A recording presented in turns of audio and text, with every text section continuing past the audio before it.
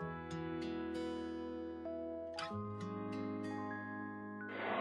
teman-teman, kami dari kelompok 5. Di sini kami melakukan role-play dengan pemeriksaan ANC pada kehamilan kembar.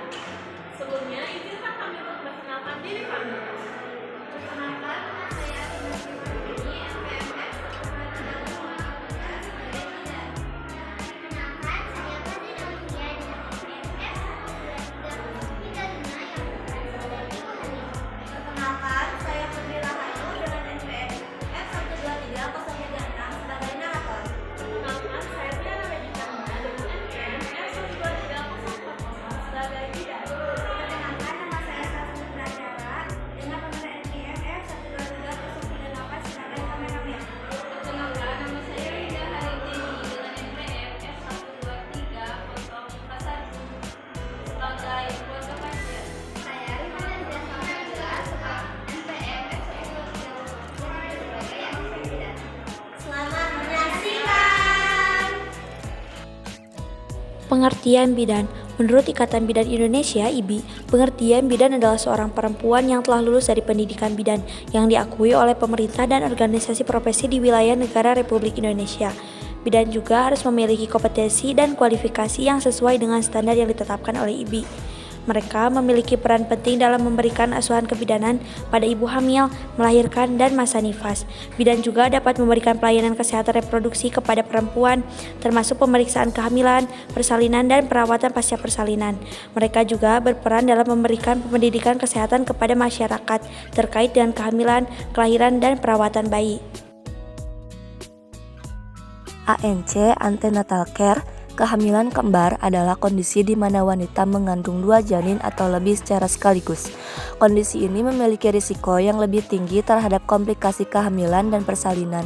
Oleh karenanya, pada kehamilan anak kembar dianjurkan untuk melakukan ANC (Antenatal Care), yaitu kegiatan pemeriksaan ibu hamil untuk memastikan bahwa ibu serta janin dalam kondisi sehat selama masa kehamilan dan mempertahankan kesehatan ibu dan janin.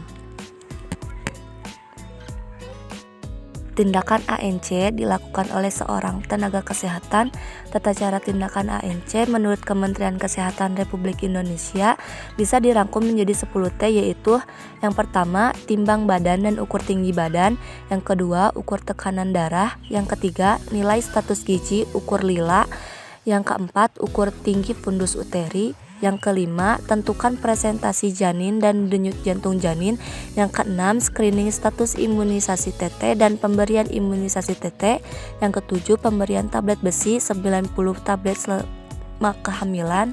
Yang kedelapan, tes lab sederhana golongan darah, Hb, grup protein urin, dan atau berdasarkan indikasi HBs, AG, spilis, HIV, malaria, dan TBC. 9. Tata laksana kasus. Ke-10, temu wicara konseling termasuk P4K serta KBPP. Perlu diingat bahwa setiap ibu hamil memiliki kebutuhan yang berbeda-beda. Jadi, program ANC mungkin akan disesuaikan berdasarkan kondisi dan kebutuhan masing-masing ibu.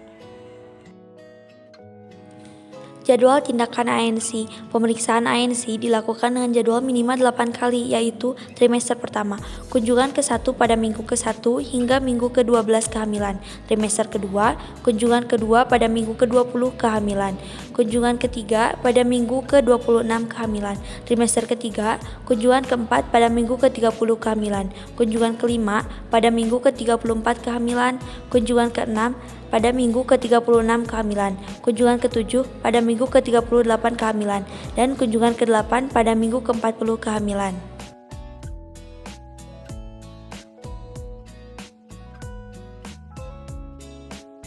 Kasus. Pada suatu pagi di klinik Zafira datang seorang pasien bernama Nyonya Pazrin dengan pendampingnya untuk melakukan jadwal pemeriksaan ANC pada kunjungan ketiga di trimester 2 dengan usia kandungan 26 minggu dengan kehamilan gemelik. Silakan masuk.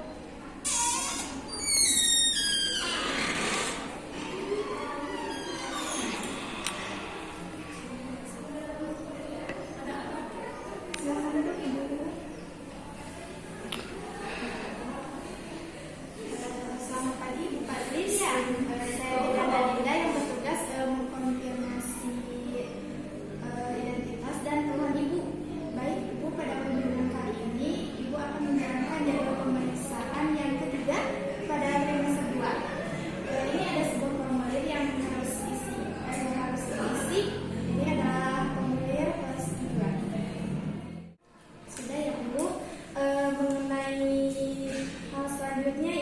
akan diperiksa di dalam saja ya Bu.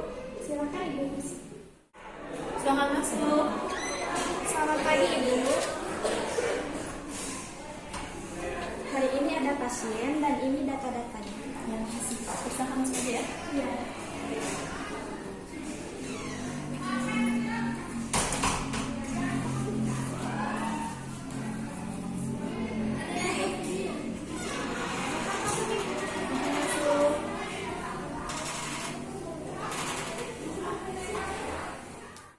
Saya adalah bidang tugas pada pagi hari ini, klinik ini. Apa benar ini dengan Ibu Pagi? Baik Bu, pada hari ini kita akan melakukan pemeriksaan ANC.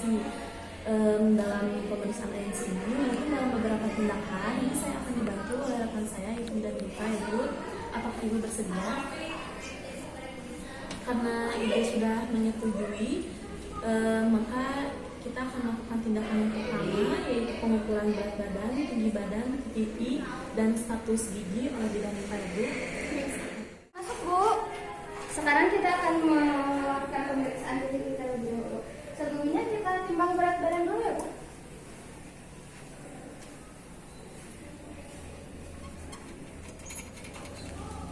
Baik, 65 kg untuk kehamilan 2 mili itu normal. Bu, sekarang kita akan melakukan pemeriksaan tinggi badan. Boleh Ibu berdiri sebentar?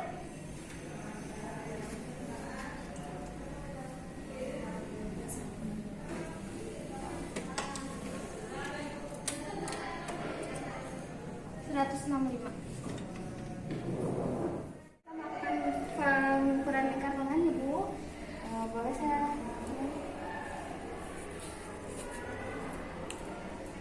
25 cm. Sekarang kita akan pemeriksaan gigi, tanda-tanda vital terdiri dari tekanan darah, respirasi, dan juga nadi. Baik Ibu boleh berbaring.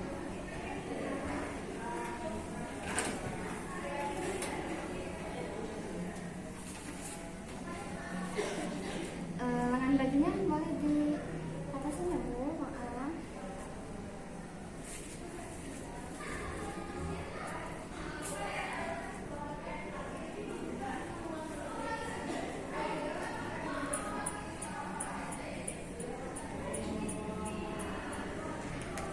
Baik, untuk tekanan darah terbilang normal di 120/80.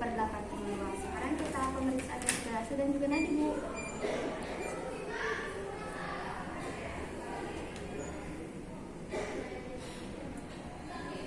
Normal juga ya Bu, respirasi 20 dan juga nadi 80.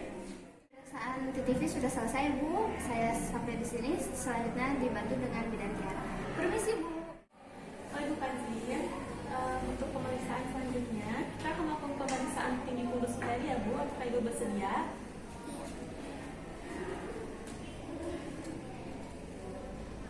Oke, Bu.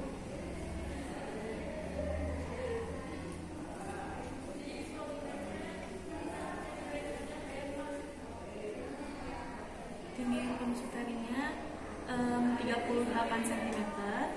Untuk kehamilan di luar ini maksudnya setelah pemeriksaan kita akan memeriksa dengan kemudiannya Bu. Maaf ya Bu.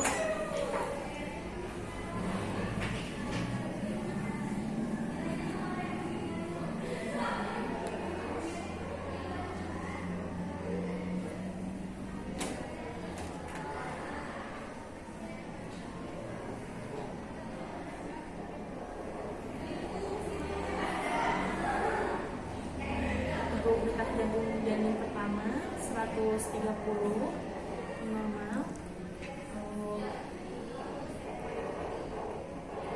Untuk yang kedua 140. Ibu, tindakan selanjutnya saya akan mengoperasi untuk Ibu. Maaf Ibu.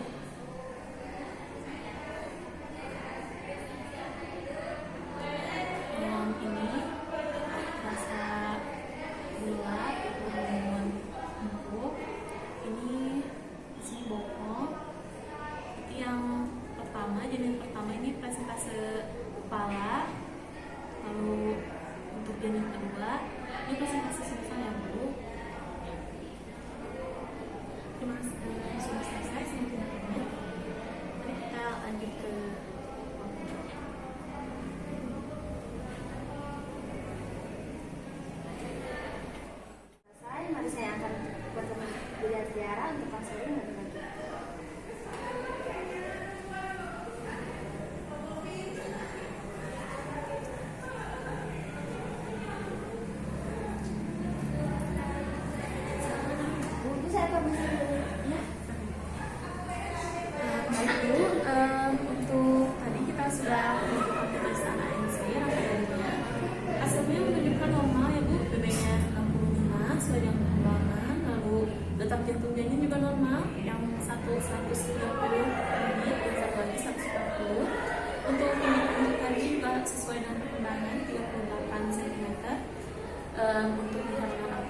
35 cm, itu artinya normal semua, ibu tidak ada kekurangan gizi. Untuk selanjutnya mungkin di pertemuan selanjutnya kita ada jadwal untuk infus di TT. Lalu nanti ibu juga bisa ambil obat FE, obat tambahan darah ini dikonsumsi selama masa kehamilan. Kita masih 90 prosedur. Yang selanjutnya untuk pemeriksaan HB, glukosa protein, DSAG, lalu dengan pemeriksaan penyakit menular seksualnya, ibu bisa pergi ke rumah sakit yang menyediakan beberapa ini, Bu, atau di puskesmas terdekat juga bisa. Setelah itu, kalau untuk memastikan keadaan janin dengan lengkapnya, ibu juga disarankan untuk melakukan ICSI, Bu. Mungkin sudah ya, Bu, pemeriksaan hari ini. Terima kasih, sehat selalu, Bu.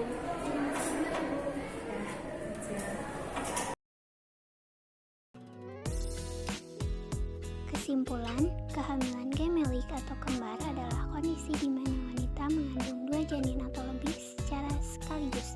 Kondisi kehamilan gemelik memiliki resiko yang lebih tinggi terhadap komplikasi kehamilan dan persalinan. Oleh karena itu, pada kehamilan gemelik dianjurkan untuk melakukan ANC atau antenatal care, yaitu kegiatan pemeriksaan ibu hamil untuk memastikan bahwa ibu serta janin dalam kondisi sehat selama masa kehamilan dan untuk mempertahankan kesehatan ibu dan janin dengan melakukan jadwal kunjungan maksimal 8 kali pada 3 trimester kehamilan dan melakukan pemeriksaan ANC yang dirangkum menjadi 10T. Namun perlu diingat bahwa setiap ibu hamil memiliki kebutuhan yang berbeda-beda. Program ANC mungkin akan disesuaikan berdasarkan kondisi dan kebutuhan masing-masing ibu.